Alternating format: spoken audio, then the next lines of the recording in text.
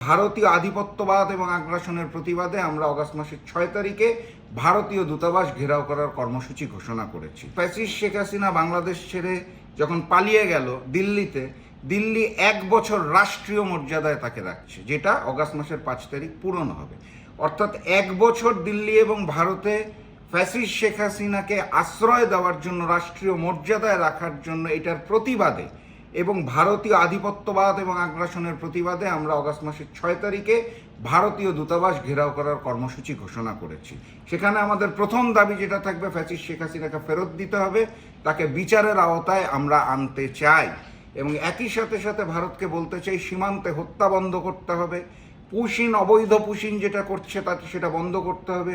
যে সকল ভূমি তারা দখল করেছে সেগুলো আমার দেশের ফেরত দিতে হবে।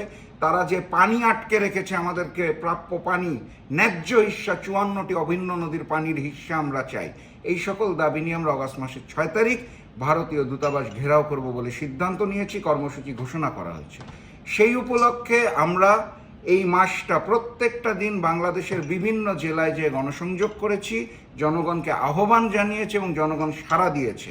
আমরা আশা করছি অগাস্ট মাসের 6 তারিখ সকাল 11টায় মেরুলবাড্ডা কানাডিয়ান বিশ্ববিদ্যালয়ের সামনে থেকে আমাদের যাত্রা শুরু হবে এবং আমরা ভারতীয় দূতাবাস ঘেরাও করব এবং ভারতকে স্পষ্ট ভাষায় জানিয়ে দিব, তোমাদের আধিপত্যবাদ এবং আগ্রাসনকে মেনে নেওয়ার জন্য হাজারো মানুষ রক্ত দেয়নি। অতএব আগ্রাসন বন্ধ করো এবং ফ্যাসিস্ট শেখ হাসিনাকে ফেরত দাও, কারণ তাকে বিচারের আওতায় আমাদেরকে আনতে হবে।